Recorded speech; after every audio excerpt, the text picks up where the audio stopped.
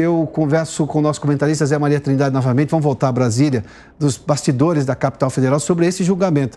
Zé, ouvimos há pouco o advogado, ele olha para alguns aspectos técnicos, vê chances cada vez mais remotas, digamos, de uma absolvição, não exatamente absolvição, mas da continuidade do processo que pode sim incorrer na inelegibilidade do ex-presidente Jair Bolsonaro nesse julgamento do TSE. Pois é, olha, Piotr, me impressiona as conversas aqui, me impressionam muito sobre a facilidade com que estão jogando a toalha. É impressionante, eu nunca vi nada parecido, porque todos os julgamentos a gente conversa com aliados e eles dizem não, está tudo certo. Mas a denúncia, uma denúncia grave, é de que este julgamento é de cartas marcadas. Todos, inclusive os aliados do ex-presidente Jair Bolsonaro, sabem exatamente como será o voto de cada um dos ministros do Tribunal Superior Eleitoral. Esta é a minha surpresa, eu nunca vi nada parecido assim em tribunais superiores.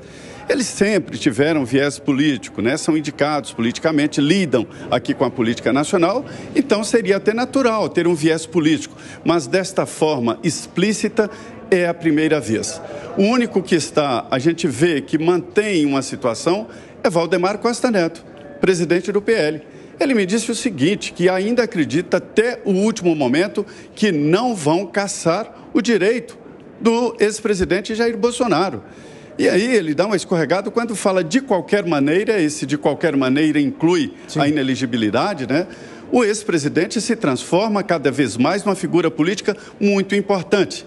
Então, juridicamente, ele poderia perder a elegibilidade, o direito de se candidatar. Veja bem, o direito de se candidatar não é um direito individual, é uma condição política. Ele perdendo, ele continua com o mando político, ou seja, uma palavra do ex-presidente Jair Bolsonaro significa muito.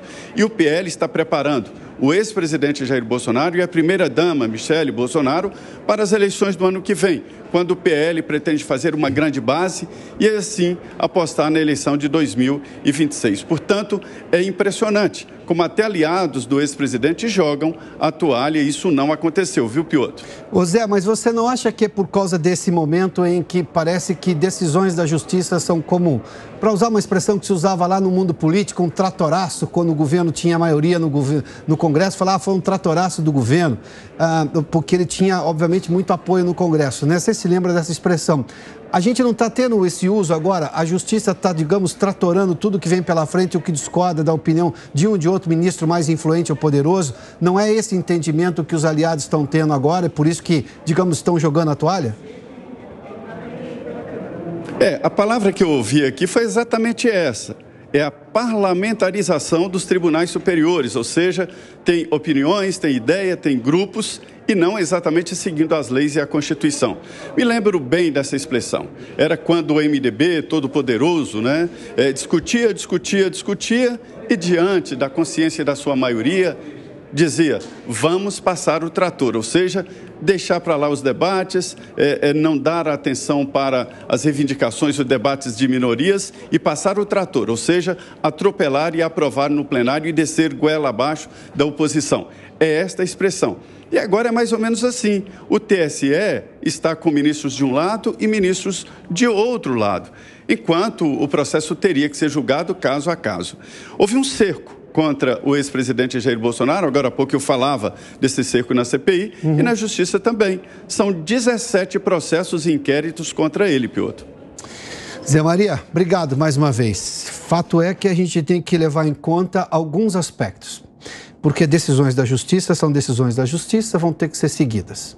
Funciona assim dentro da lógica democrática, do Estado democrático, do Estado de Direito e imposto que existe no país hoje.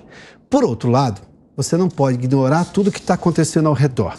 Recentemente, você viu aí, tem vídeos circulando, o ex-presidente Jair Bolsonaro continua circulando pelo país, em nome do PL, inclusive visitando aliados, pega voo de carreira e as pessoas param para tirar foto com ele.